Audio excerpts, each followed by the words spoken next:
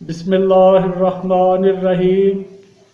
अस्सलामुअलैकुम वरहमतुल्लाहि वबरकातुह। नाज़रीन, आप कैसे हैं? अल्लाह ताला आपको दुनिया और आखिरत की तमाम तर नेमतों से नवाजे, आमीन।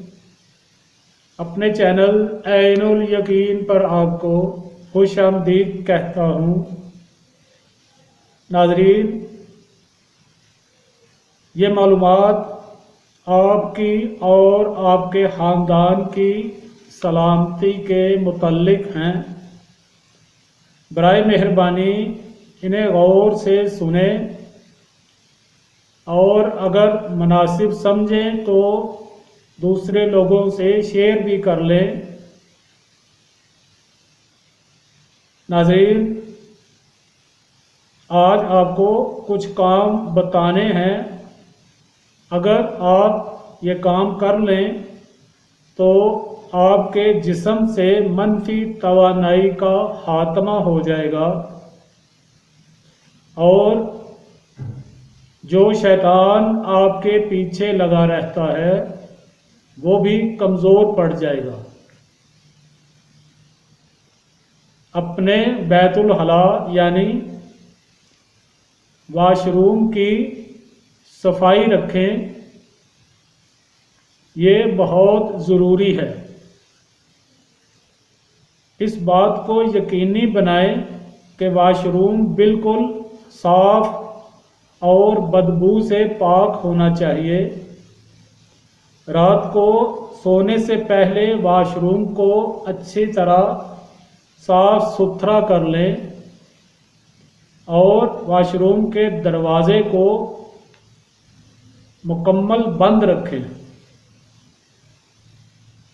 और वाशरूम में मैले कपड़े, जो हम कपड़े तब्दील करते हैं, तो मैले कपड़े वाशरूम में हरगिज़ ना लटकाएं। सिर्फ एक रात वाशरूम में मैले कपड़े लटकते रहें तो वो बहुत ज़्यादा मनफी तवानाई से भर जाते हैं। इसका खात्मा तकरीबन नामुमकिन होता है।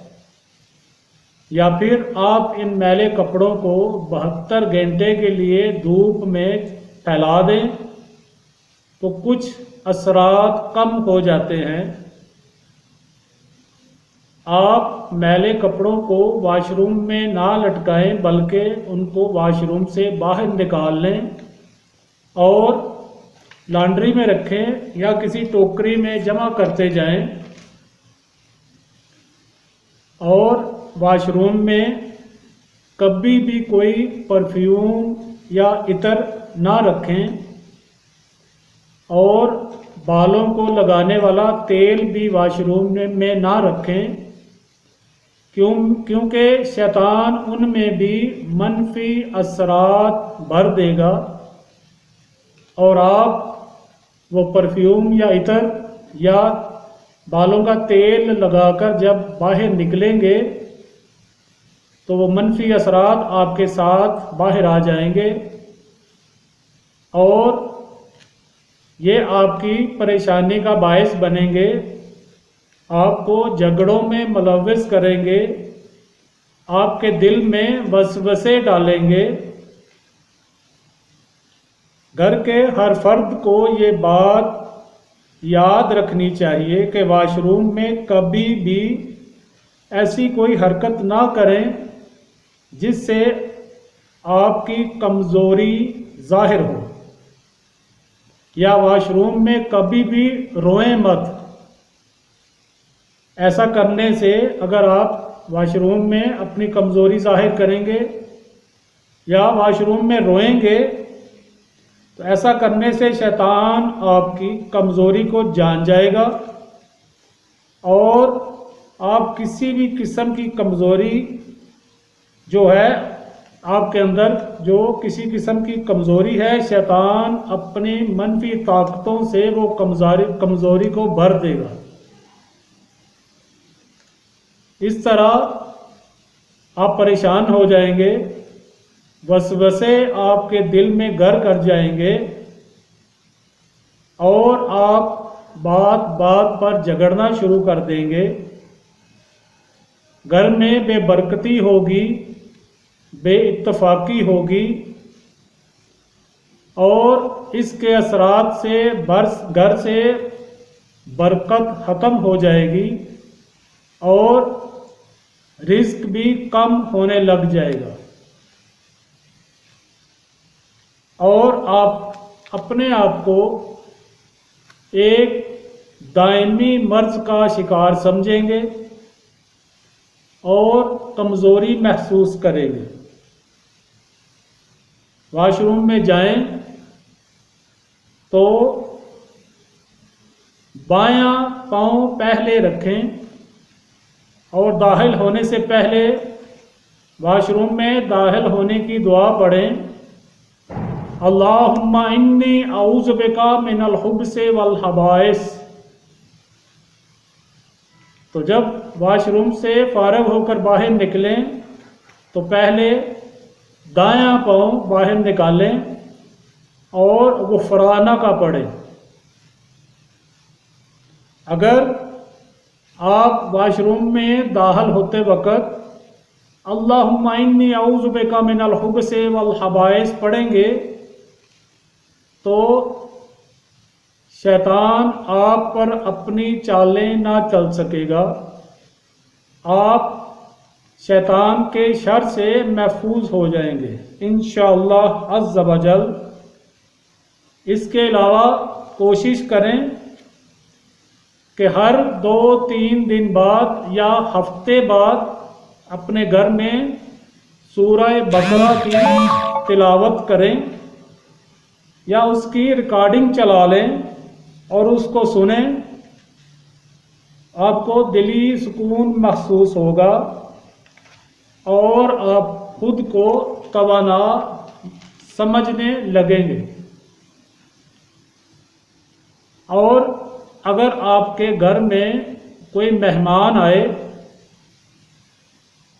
तो जब वो मेहमान उठकर चला जाए तो फौरन उसकी जगह पर ना बैठें। मुमकिन है वो मेहमान अपने साथ मनफी असरात लेकर आया हो। रात को सोने से पहले किचन में इस्तेमाल शुदा बर्तन साफ करके सोएं। खाली बर्तन जो हैं वो उंधे कर दें या उनके ऊपर या उनको किसी चीज़ से ढांप दें। इसके बाद रात को सोने का वक्त मुकर्रर कर लें और सोने से पहले वज़ू करके सूरह यासीन की तलावत करें, सूरह वाक़िया की तलावत करें और सूरह मुल्क की तलावत करें। सूरह यासीन से आपके गुनाह माफ़ हो जाएंगे और आपकी हाजतें भी पूरी होंगी। सूरह वाक़िया से आपके रिज़्क की तंगी दूर हो जाएगी और रिज़्क में बरकत होगी। और सूरह मुल्क से अज़ाबे कब्र से महफूज हो जाएंगे। और कोशिश करें कि 100 मरतबा या 200 मरतबा दुरूद पाक ज़रूर पढ़ें। इसके बाद सुबह नींद से बेदार हों तो उठकर अपने बिस्तर पर ही थोड़ी देर बैठे रहें, फौरन खड़े ना हों, क्योंकि जब हम लेटे होते हैं तो हमारे खून की गर्दिश का निज़ाम और होता है और अगर हम फौरन खड़े हो जाएंगे तो उससे फालिज होने का ख़तरा है या दिमागी कमज़ोरी होने का ख़तरा है। इसलिए कोशिश करें कि जब आप नींद से बेदार हों तो बिस्तर पर कम अज़ कम इतनी देर ज़रूर बैठें कि जितनी देर में 3 बार सूरह अखलास पढ़ी जाए। इसके बाद आप खड़े होकर इधर उधर जा सकते हैं। सुबह के वक्त सूरह यासीन की तलावत को अपने ऊपर लाजम कर लें। सूरह अर्रहमान की तलावत करें। इस तरह अल्लाह ताला आपकी तमाम हाजात को पूरी फरमा देंगे और आपके गुनाह भी माफ़ हो जाएंगे इंशाअल्लाह अज़्ज़ व जल। तो भाइयों बहनों, ये था आज का हमारा बयान। अल्लाह ताला हम सब पर अपना फजल करम और रहमतों का नुज़ूल फरमाए, शैतान के शर से महफूज फरमाए, नफ्स की नफसानियत से महफूज फरमाए। आमीन। दुआ में शामिल हो जाइए। अल्लाहुम्मा सल्ली अला सय्यिदिना मौलाना मुहम्मदिन व अला आलि सय्यिदिना व मौलाना मुहम्मदिन व बारिक व सल्लिम। रब्बना आतिना फिद दुनिया हसनतम व फिल आखिरति हसनतम व किना अज़ाबन नार। या रब्बे करीम, हम सब के सगीरा कबीरा गुनाहों को माफ़ फरमा दीजिए। हम सब से जो गलतियाँ कोताहियाँ हो गई, लापरवाहियाँ हो गई, अपने प्यारे महबूब के सदक़े में हम सबको माफ़ फरमा दीजिए। या रब्बे करीम, सब बीमारों को शिफाए कामिला अता फरमा दीजिए। सब के दुख दर्द परेशानियाँ दूर फरमा दीजिए। या रब्बे करीम, अपने प्यारे महबूब के सदक़े में बे औलादों को नेक और सालेह औलाद अता फरमा दीजिए। या रब्बे करीम, बेरोज़गारों को अच्छा रोज़गार अता फरमा दीजिए।